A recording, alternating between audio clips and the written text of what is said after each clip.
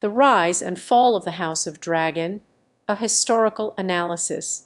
You are probably thinking of the recent HBO series Game of Thrones, with its dragons and epic battles, but the true story of the House of Dragon is rooted in history.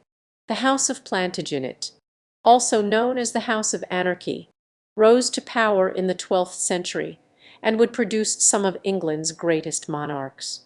Rise to power. In 1154, the Norman dynasty died out when King Stephen died without an heir, sparking a civil war that lasted for nearly 2 decades. Into this chaos emerged Henry Plantagenet, Count of Anjou, who was the first king of the House of Anjou, and his wife, Eleanor of Aquitaine. Through a series of strategic marriages and military victories, the House of Anjou solidified its hold on power.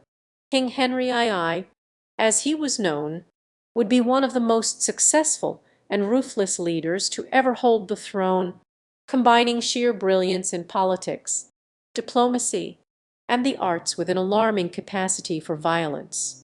His eldest son, Richard the Lionheart, became King of England after Henry's death and went on to become one of history's greatest military leaders, making significant gains in the Third Crusade. Fall from power. Richard's death in 1199 marked the beginning of the end for the House of Anjou's influence in English politics. King John, Richard's younger brother and successor, was initially seen as a capable and charming leader, but his tyrannical rule, greed, and numerous failures soon earned him the nickname Bad King John. John's mistakes came back to haunt him as disputes with the church and the nobility led to eventual defeat in the First Barons' War. His arbitrary policy of taxation and his signing of the Magna Carta, limiting the monarch's power, further eroded the house's potential to dominate English politics. By 1216, King John's family was all but destroyed. Richard, Coeur de Lion, died childless in captivity. His wife and Coeur de Lion's sister, Matilda, died in 1210, and the Norman and Angevin inheritances began to split off into different branches. John died shortly after Matilda, plunging England into chaos and marking the beginning of the next cycle of power shifts in medieval England.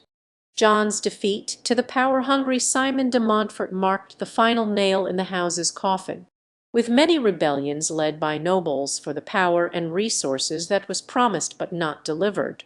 The power vacuum opened up for the Capetian dynasty, leading to the eventual emergence of the powerful Plantagenet king, Edward Longshanks. Edward E.'s conquest of Scotland in 1296, where the Stuarts' kingdom eventually merged with England, began a dark and bloody chapter for Scotland. Many years later, it was a Capetian king, Edward I's great-granddaughter, and the great-grandchild of Edward I who married the Scottish Bruce heir in a private ceremony at London's St. Paul's Cathedral. By this time, it was too late for the Plantagenets to recover the splendour of their legacy. However, in a rich cycle that mirrored the power of many medieval dynasties, their eventual influence culminated in shaping the United Kingdom as we know today.